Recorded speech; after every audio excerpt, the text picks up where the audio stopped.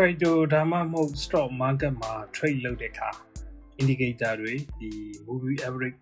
တွေကိုအားကိုးရုံနဲ့မလုံလောက်ပါဘူးဈေးကွက်ကိုနောက်ွယ်ကလဲပတ်နေတဲ့ဒီ smart money တို့ကို institution တွေရဲ့ခြေရာကိုဖတ်တတ်ဖို့လိုအပ်ပါတယ်ဒါကိုဖတ်ဖို့အကောင်းဆုံးတူကတော့ဒီနှစ်ပိုင်းမှာအလွန်ခေတ်စားလာတဲ့ fair value gap FVG ပါပဲ FVG ကို price imbalance လို့ခေါ်ပါတယ်ဒီနေ့ဗီဒီယိုမှာ FVG ဆိုတာဘာလဲဘာကြောင့်ဖြစ်ပေါ်လာတာလဲဒါအပြင် FVG ကိုသုံးပြီး entry နဲ့ stop loss စုံတွေကိုဘယ်လိုအတိအကျသတ်မှတ်ကဒီ high probability trade ယူမလဲဆိုတာကိုလက်တွေ့ချက်တွေနဲ့တကွရှင်းပြပေးသွားမှာဖြစ်ပါတယ် fair value gap FVG ဆိုတာ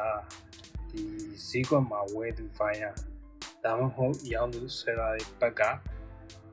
လွန်ကျွံအင်အားသုံးလိုက်တဲ့အတွက်ဒီဈေးကွက်မှာဈေးနှုန်းဟာကွက် gap ကျန်ခဲ့ခြင်းကိုဆိုလိုတာပါဒီမှာကန်တဲ့၃ချောင်းကိုကြည့်ပါကန်တဲ့နံပါတ်1ရဲ့အပေါ်ဆုံးအစွန်ပြား high နဲ့ကန်တဲ့နံပါတ်3ရဲ့အောက်ဆုံးအစွန်ပြား low ချမှာ overlapping မရှိဘူးလုံးဝလေယာဉ်နဲ့လို့ဖြစ်နေတဲ့ area ကိုတွေ့ရပါလိမ့်မယ်ဒီနေရာကို FVG လို့ခေါ်ပါတယ်ဘာကြောင့် FVG ဖြစ်ရတာလဲ institution ကြီးတွေကအများတန်းကြီးမားတဲ့ order တွေကိုအလင်းမြန်ဖြစ်သေးနေရှိပါတယ်ဒီလိုလင်းမြန်တဲ့ order တွေကြောင့်ဒီဈေးနှုန်းကအမြန်ပြေးလွှားသွားပြီးတော့ဈေးနှုန်းမျှတမှုရှိစေဖို့ free လုပ်ရသေးတဲ့ order တွေကိုချန်ထားခဲ့ရပါတယ်ဒီမမျှတတဲ့ area ကိုဈေးကွက်ကမဖြစ်မနေပြန်လာပြီးဖြစ်တယ်ကိုကြိုးစားလေးရှိပါတယ် trading မှာ FVG ကိုကျွန်တော်တို့ရဲ့ entry point ရှာဖွေဖို့အတွက်အဓိကအသုံးပြုပါတယ် FVG area ဟာဈေးနှုန်းကိုပြန်လည်ဆွဲဆောင်နိုင်တဲ့တန်လိုက်စွမ်းအား magnetic ဆုံးလိုပါပဲ magnet ဆုံးလိုပါပဲဈေးနှုန်းက FVG နေရာကနေဝေကွာပြီးတဲ့အခါမချခင်အချိန်မှာပဲအဲ့ဒီ gap trade ကိုပြန်ဝင်လာပြီး fail လုပ်ဖို့ကြိုးစားပါတယ် entry point FVG ရဲ့ဈေးနှုန်းပြန်ရောက်လာချိန်မှာ buy order သို့မဟုတ် sell order ကိုဖွင့်နိုင်ပါတယ် stop loss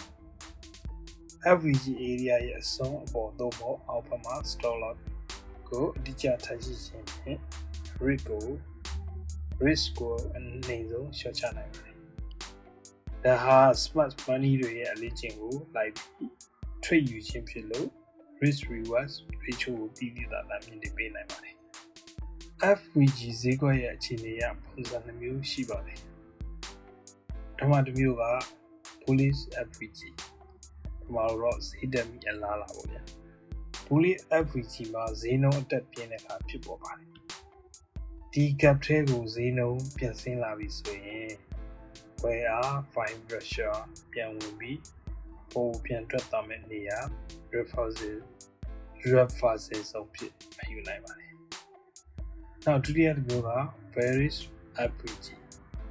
ဈေးချမိအလားလာ bearish FVG မှာဈေးနှုန်းအကျပြင်းတဲ့အခါဖြစ်ပေါ်ပါတယ်ဒီ gap ထဲကိုဈေးနှုန်းပြန်လာပြီဆိုရင်ရောင်းအား sell pressure ပြန်ဝင်ပြီးအောက်ဖက်ကိုပြန်ဆင်းမဲ့နေရာ continuation zone ဖြစ်မှတ်ယူနိုင်ပါတယ် FVG ကိုအသုံးပြုတဲ့အခါ transit ဦးတည်ချက်ကိုဒီချာကြည့်ပြီးမှထွေယူဖို့အရေးကြီးဆုံးဖြစ်ပါတယ်ဒီကုန်းချုပ်အနေနဲ့ fair value gap ဟာ technical analysis tool တွေထဲမှာဈေးကွက်ကိုအနည်းဆုံးဖန်နိုင်တဲ့ tool တစ်ခုဖြစ်ပါတယ် smart money concept ရဲ့အဓိကစိတ်ပိုင်းတစ်ခုဖြစ်တဲ့ဒီ FVG ကိုကျွမ်းကျင်စွာအသုံးပြုနိုင်ရင်ကိုယ်ပိုင် trading strategy တွေကိုတိုးတက်လာမှာသိကြပါတယ် trading နဲ့ crypto နည်းပညာမူတာတွေကိုဆက်လက်လေ့လာကြည့်ဆိုရင်ကျွန်တော်တို့ရဲ့ channel ကို subscribe လုပ်ဖို့မမေ့ပါနဲ့နောက်ထပ်ပဲ technical tool အကြောင်းတွေကိုရှင်းပြပေးခြင်းပါမယ် comment မှာ